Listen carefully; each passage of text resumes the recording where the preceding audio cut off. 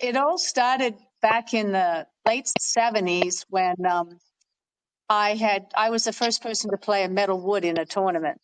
And so when we signed a contract with Gary Adams with TaylorMade, he had said, I had actually bought one of these clubs. It had just gotten approved by the USGA at the Bodmore and here in Florida at the mixed team. And he had, he came up on the range. You're allowed to come up on the range back then. And he had all these clubs. And he said, I've got a 3-wood that can go 30 yards past yours. And I was playing with Freddie at the time. And Freddie goes, oh, there's no way. And he said, no, I guarantee it'll go 30 yards past her 3-wood.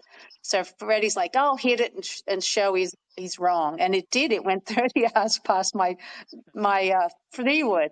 And I went, oh, my God. And I said, I'm going to go. We'll play a practice round, and if it works, and he had a letter from the USGA showing that he'd been approved and that he could now go make them. And he said, I have a contract with the foundry, and I'm going to start making these. And I said, yeah. So we hit it on the practice range, and there was par 5 that we couldn't reach in 2 that I could now with this 3-wood.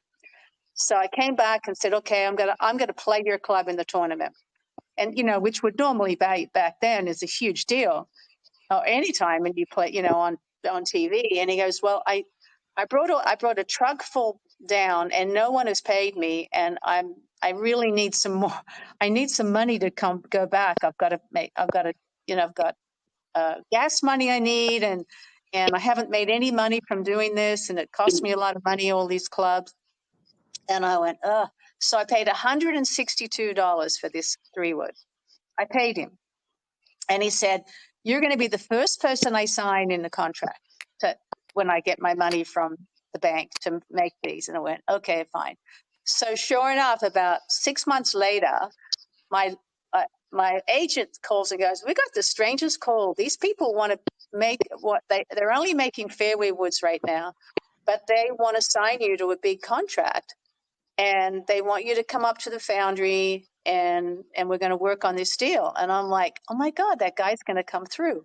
So we flew up to Wisconsin, and we were sitting there, and my lawyer said, now we always have a contract in the contract with Lloyd's of London.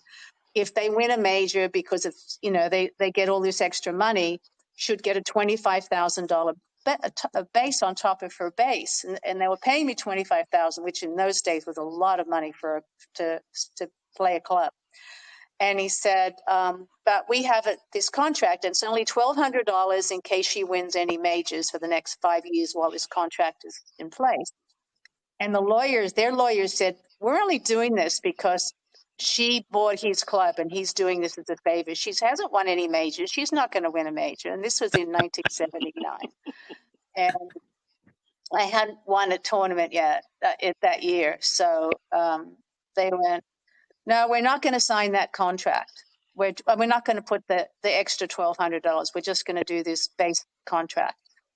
So I sign it. And of course, I win the 3 major, win 1 overseas, and then I win 81, 82, 83, 3 majors. And so my prize money was so high, my base was so high because they didn't sign the contract, that I was making, like $100,000 a year. And so he came to me, and they came and they said, we've got to try to make some of this money back.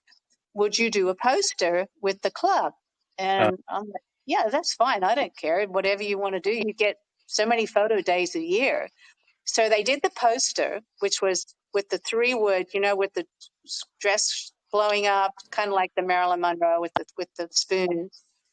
And it became the second grossest poster next to Farrah Fawcett's. And so they got a lot of money back from that.